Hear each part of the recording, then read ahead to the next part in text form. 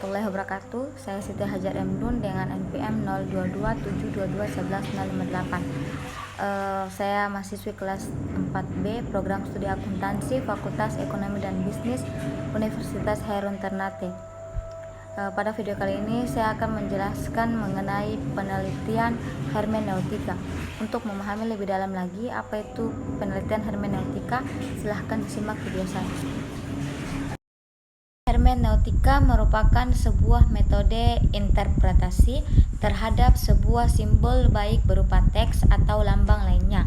Dalam perkembangannya sebagai metode hermeneutika banyak dianut oleh berbagai disiplin ilmu demi mengungkapkan makna yang tersirat dalam sebuah simbol atau teks. Salah satu disiplin ilmu yang menggunakan hermeneutika sebagai metodenya adalah sejarah. Sejarah menggunakan hermeneutika pada bagian interpretasi. Tujuan dari penelitian ini untuk menunjukkan pentingnya hermeneutika dalam kajian filsafat sejarah. Nah, metode penelitian yang diterapkan adalah kualitatif deskriptif analisis.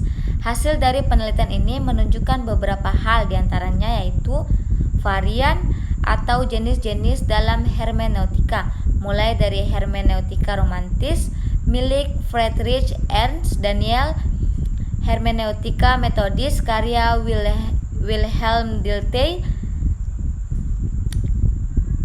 hermeneutika fenomenologis yang dibangun oleh Edmund Husserl, hermeneutika dialektis dengan eksemplar Martin Heidegger, hermeneutika kritisnya Jürgen Habermas, dan hermeneutika milik Paul Ricoeur yang sering digunakan dalam teks sastra, serta yang terakhir metode hermeneutika dekonstruksionis hasil pemikiran Jacques Derrida.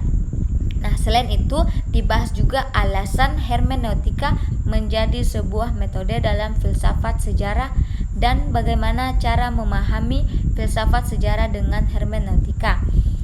Sehingga penelitian ini berfokus pada hermeneutika sebagai metode penafsiran teks dalam filsafat sejarah dan varian yang sering digunakan dalam hermeneutika pada kajian filsafat sejarah.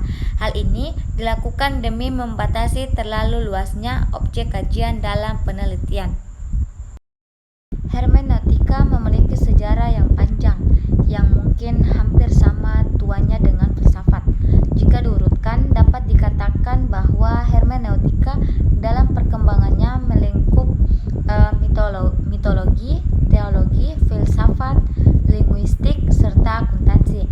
Berdasarkan terminologinya, hermeneutika berasal dari bahasa Yunani hermeneuno yang artinya menafsirkan. Kata Yunani tersebut berhubungan dengan dewa Hermes, dewa dalam mitos orang Yunani yang bertugas menyampaikan berita dari para dewa kepada manusia.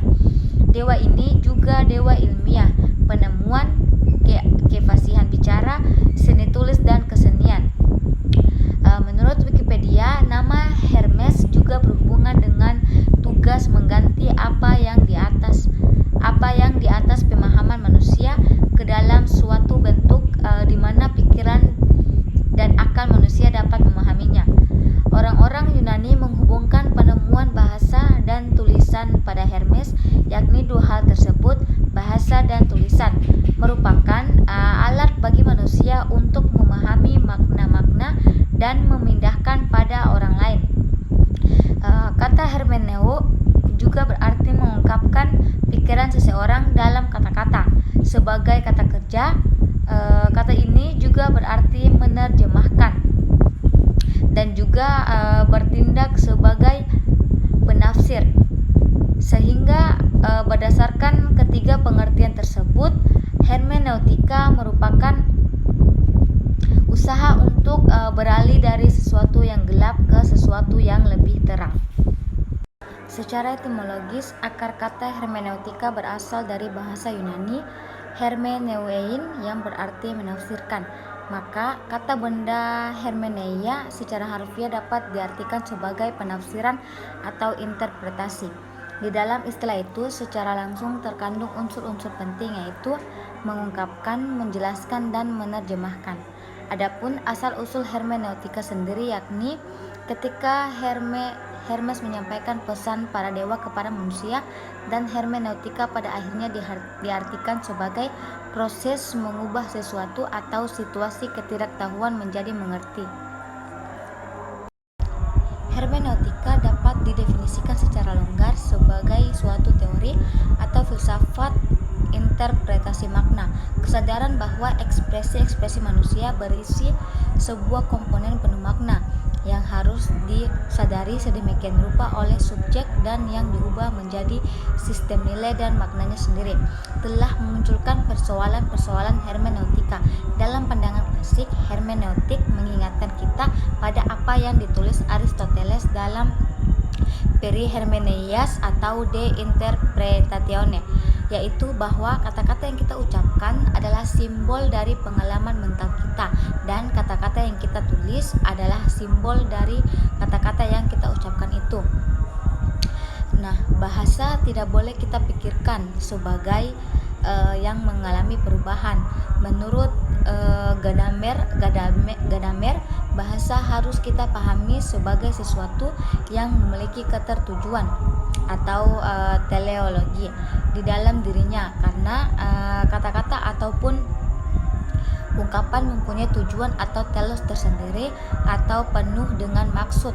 Demikian dikatakan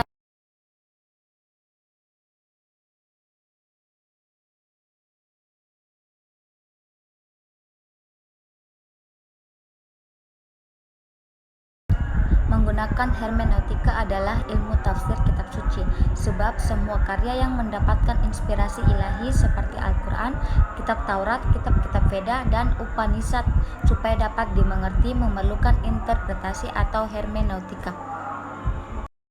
Landasan utama pendekatan penelitian hermeneutika berfokus pada interpretasi atau penafsiran untuk mengerti dan menangkap arti terdalam dari partisipan yang memberikan informasi.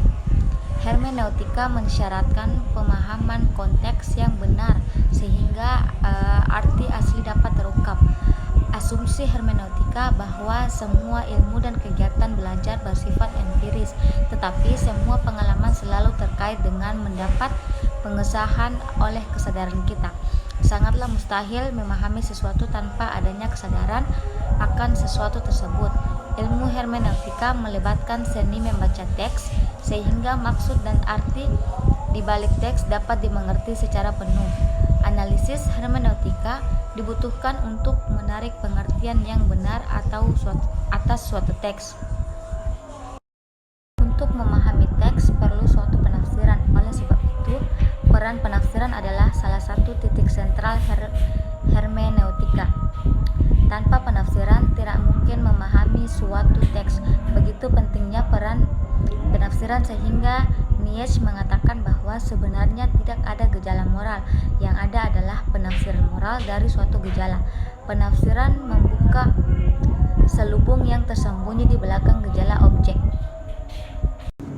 Ya, mungkin itu saja penjelasan dari saya terkait dengan penelitian hermeneutika.